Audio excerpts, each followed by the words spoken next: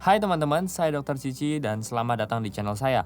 Hari ini saya ingin bahas tentang tata cara penanganan COVID di kantor, termasuk jadwal rapid, rutin itu sebenarnya efektif atau tidak.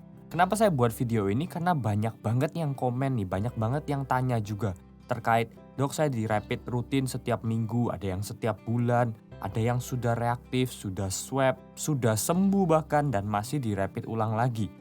Ini sebenarnya efektif apa enggak?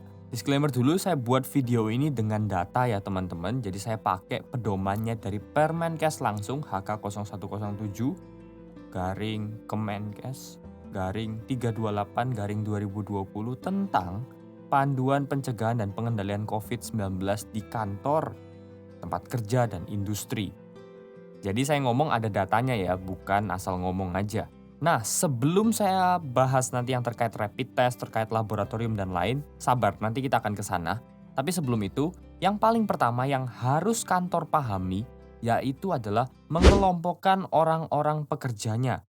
Harus dikelompokkan jadi 3 kategori besar, yaitu adalah kelompok resiko dengan pajanan rendah, resiko pajanan sedang, dan pajanan tinggi. Apa aja itu maksudnya? Maksudnya adalah kalau yang rendah itu adalah orang-orang yang sangat-sangat jarang berinteraksi atau bahkan ketemu dengan orang. Jadi mungkin orang-orang yang bekerja di belakang layar, tidak banyak interaksi dengan klien, dengan pengunjung, dan lain-lainnya. Sedangkan kalau yang sedang, sedang ini adalah orang-orang yang cukup sering, cukup intens bertemu langsung dengan pengunjung, dengan klien, dengan agent, dan lain-lainnya. Kalau dibilang pekerjaan, ya mungkin pekerjaan-pekerjaan yang lebih di front desk lah, yang di depan, banyak ketemu orang. Lanjut lagi adalah yang pajanan tinggi. Nah, kalau yang pajanan tinggi ini spesifik sekali ya, yaitu adalah orang-orang yang habis melakukan kontak erat dengan orang-orang yang diduga mengalami infeksi COVID-19. Contoh nih, misalnya si A habis kerja satu tim dengan si B, dan si B ini tiba-tiba ternyata demam, tiba-tiba menunjukkan gejala-gejala COVID. Nah, si A ini adalah orang yang resiko pajanan tinggi. Kantor wajib banget untuk bisa memetakan orang-orang ini, setiap pekerjaannya. Mulai dari yang di keamanan, sampai ke dalam, sampai ke cleaning service, dan semuanya itu harus benar-benar dipahami. Harus ada statusnya setiap orang. Tujuannya adalah supaya nanti ketika mau dilakukan tindakan atau misalnya mau rapid test, mau swab, apapun itu di belakang, kita sudah tahu status orang ini. Dan teruntuk kelompok yang tadi pajanan tinggi, itu bisa dilakukan tindakan yang cepat dan tepat. Kantor juga wajib untuk membuat lingkungan kerja yang aman dan nyaman. Ya, yang bersih lah. Secara umum, jaga jarak, aturan pakai masker, lalu kayak ada termogan atau pengukuran suhu tubuh sesaat sebelum masuk kerja. Well, aku nggak akan bahas banyak karena aku yakin semua sudah melakukan. Tapi satu yang tidak dilakukan kantor-kantor yang selama saya dapati, yang saya jumpai, adalah pembersihan kantor. Ya, di Permenkes diatur loh teman-teman bahwa ternyata setiap kantor itu wajib melakukan pembersihan rutin, bahkan ditulis desinfeksi setiap 4 jam. Kantor mana yang ngelakuin? Kalau ada teman-teman bisa komen ya, tapi sepengetahuan saya hampir tidak ada kantor yang melakukan desinfeksi rutin ini. Jangankan 4 jam sekali, seminggu sekali, atau bahkan sebulan sekali saja saya rasa enggak juga. Yang dilakukan adalah poin keduanya, mempersiapkan cuci tangan, bilik hand sanitizer, walaupun sering juga saya jumpai ada cuci tangannya, ada airnya, tapi tidak ada sabunnya. Well, sama aja. Kalau teman-teman ingin tahu perbedaannya cuci tangan pakai air saja dan sabun itu seberapa efektifnya, teman-teman bisa klik video di sini, aku udah cantumin, ada penjelasan, ada scientific base-nya juga. Teman-teman juga bisa cek di link di deskripsi, nanti aku taruh videonya. Dari tadi bahas untuk pemberi kerjanya ini, tempat kerjanya terus. Sabar, sekarang kita masuk ke pekerjanya. Nah, pekerja juga jangan berarti enak-enakan aja semua beban diberikan ke pemberi kerja, ke tempat kerjanya. Enggak, pekerja juga punya tanggung jawab, yaitu bertugas untuk meminimalkan resiko antar pekerja. Salah satu cara yang paling mudah adalah jaga jarak. Semua sudah tahu, tapi semua tidak banyak melakukannya. Terutama dilihat waktu kapan, dilihat dari jam makan siang. Kalau jam makan siang masih banyak pekerja-pekerja yang menggerombol. Ya alasannya sih memang makan, tapi sebenarnya kalau memang tujuannya mau meminimalkan resiko, bisa makan cepat-cepat, lalu pakai kembali maskernya baru ngobrol. Yang terjadi kan enggak. buka masker, makan, ngobrol 1 jam, baru pakai masker lagi. Nah, di sini resiko penularnya itu besar. Jadi pekerja juga ingat, punya kewajiban untuk menjaga dirinya dan menjaga orang-orang di sekitarnya juga. Satu lagi juga untuk para pekerja, usahakan untuk meminimalkan kontak dengan menggunakan jari-jari tangan, ya kan? Kenapa ini penting juga? Karena kadang-kadang namanya kita tidak sadar, habis pegang handle pintu, habis pegang tombol lift dan lain-lainnya, kita nggak langsung cuci tangan atau nggak langsung pakai hand sanitizer, lalu jabat tangan dengan orang. Jika virusnya ada di tempat-tempat yang kita sentuh tadi, kita sudah jadi sarana untuk menularkan virus tersebut. Jadi, solusi yang diberikan adalah gunakan siku. Oke, biasakan, memang nggak gampang sih. Tapi buat teman-teman yang di tenaga kesehatan pasti udah kebiasa banget dengan menggunakan siku. Ya, kita gunakan siku untuk buka pintu, gunakan siku untuk tekan tombol lift dan lain-lainnya. Atau kalau memang kurang nyaman, kayak kurang rasanya kurang beretika, ya siapkan hand sanitizer yang di bawah selalu. Jadi setelah melakukan aktivitas dengan menggunakan jari tangan, langsung gosok dengan hand sanitizer. Ini juga berhubungan dengan kebersihan masing-masing pekerja. Di mana nantinya sebaiknya adalah dilakukan setiap pekerja itu membersihkan mejanya sehabis pulang kerja. Tujuannya juga sama kembali untuk meminimalkan resiko penularan untuk di hari-hari besoknya. Kalau lingkungan kerjanya bersih, otomatis resiko penularan semakin rendah.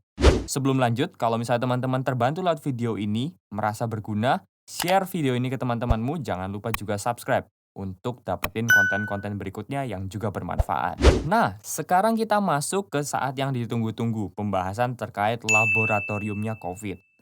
Sebenarnya yang paling ideal adalah melakukan tes PCR. Ya, jadi Permenkesnya pun mengatur nomor satu itu dilakukan PCR. Kalau pasiennya OTG, pasiennya ODP, pasiennya apapun lah istilahnya itu yang sekarang sudah tidak ada bahkan, itu tetap melakukan PCR yang utama.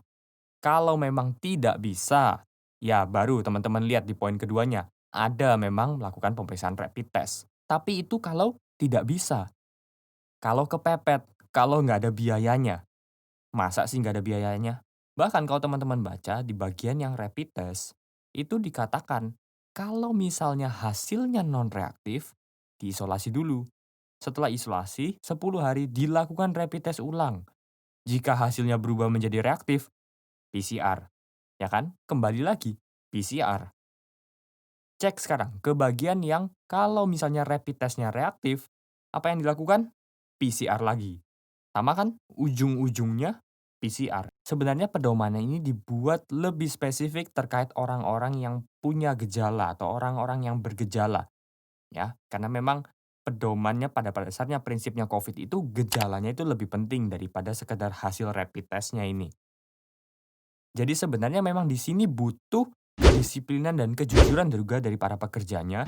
Kalau memang ada gejala, ya ngomong ke HRD-nya, ya ngaku gitu loh. Gejala itu bukan cuma saat hari itu, tapi juga berbicara tentang gejala ke belakang, bahkan sampai 2 minggu. Itu dilihat kalau memang sempat ada demam, bahkan cuma 1 hari, ada sempat nyeri tenggorokan, ada sempat kehilangan penciuman, seperti yang banyak teman-teman alami, segera ngomong supaya dilakukan PCR swab. Nah, sekarang pertanyaan besarnya, apakah perlu rapid test rutin? Jawabannya enggak. Rapid test rutin itu buang-buang uang, satu, kedua hasilnya tidak akurat. Kalau misalnya kantor pingin melakukan preventif, sifatnya adalah boleh rapid test massal. 1 kali saja di awal. Artinya benar-benar seluruh elemen dilakukan pemeriksaan sekaligus, dipisahkan mana yang reaktif, mana yang tidak. Hasil interpretasinya sebenarnya seperti ini kurang lebih. Kalau misalnya pasiennya tidak punya gejala dan di rapid test hasilnya non-reaktif, ya sudah, aktivitas seperti biasa. Jika pasiennya punya gejala, yang tadi ya demam, anosmia, macam-macam lah teman-teman bisa browsing. Selanjutnya dengan rapid test non-reaktif, tetap harus lakukan isolasi dan lanjutkan dengan pemeriksaan PCR. Jika pasiennya tidak bergejala dan di rapid test hasilnya reaktif, entah IgM maupun IgG, tidak ada masalah. Tindakan selanjutnya adalah tetap lakukan isolasi mandiri dan PCR. Yang paling terakhir kalau misalnya gejalanya ada dan rapid testnya reaktif, maka ini wajib hukumnya untuk dilakukan PCR. Sekali lagi ya teman-teman, rapid test bukan jadi dasar untuk mendiagnosa seseorang kena COVID apa enggak, karena yang diperiksa cuma antibodinya. Tapi PCR yang jadi golden standard atau syarat seseorang kena COVID apa enggak. Nah, untuk orang-orang yang sudah sembuh dari COVID, yang sudah terbukti memang swab-nya positif, terus sudah isolasi mandiri, terus sudah jadi negatif, itu jelas tidak perlu rapid test rutin lagi. Karena kalau di rapid test rutin yang ada adalah semua hasil rapid test-nya pasti akan reaktif, bahkan sampai 6 bulan ke depan. Ya, ini penelitian masih terus berlanjut, cuma sejauh ini diketahui IgG itu bisa bertahan sampai 6 bulan. Adanya IgG tidak menunjukkan seseorang itu berbahaya, menularkan virus. No, adanya IgG justru menunjukkan seseorang punya proteksi terhadap virus COVID-19. Sehingga kalau orang-orang yang sudah sembuh ini takut kasus reinfeksi, apa yang harus dilakukan? Pantau gejalanya. Kalau misalnya seseorang tersebut mengalami gejala yang meriang bahkan, sesimpel itu, segera PCR. Ada bukti reinfeksi atau tidak, bukan rapid test. Sebagai recap aja teman-teman, rapid test itu boleh dilakukan, tapi sifatnya massal dan di awal saja, tidak perlu dilakukan rutin, ulang-ulang setiap bulan itu, buang-buang uang beneran. Nah terus kalau misalnya ada pekerja baru gimana? Pekerja baru itu saja yang dilakukan pemeriksaan, yang lain tidak perlu. Nah terus untuk menjaga pekerjanya apa yang dilakukan? Pantau gejala, kalau ada yang gejala sedikit saja, lakukan PCR untuk orang tersebut. Nah, dan dari situ nanti di-tracing siapa saja mungkin satu timnya itu ada kontak erat dengan dia. Nah, itu semua diisolasi mandirikan. Kayak gitu teman-teman, nggak perlu rapid test rutin ulang-ulang. Oke, segitu aja videonya. Semoga video ini bermanfaat buat teman-teman. Jangan lupa sharekan ke HRD-nya ya. Biar HRD-nya juga dapat wawasan dan mengerti gimana cara menangani COVID di kantor. Like video ini kalau suka, dislike aja kalau nggak suka, share ke teman-teman yang lain siapa tahu bermanfaat, dan jangan lupa consider subscribe. Dengan subscribe teman-teman akan bantu channel ini untuk jadi lebih baik lagi. Thank you sudah nonton dan kita ketemu lagi di video selanjutnya. Bye bye.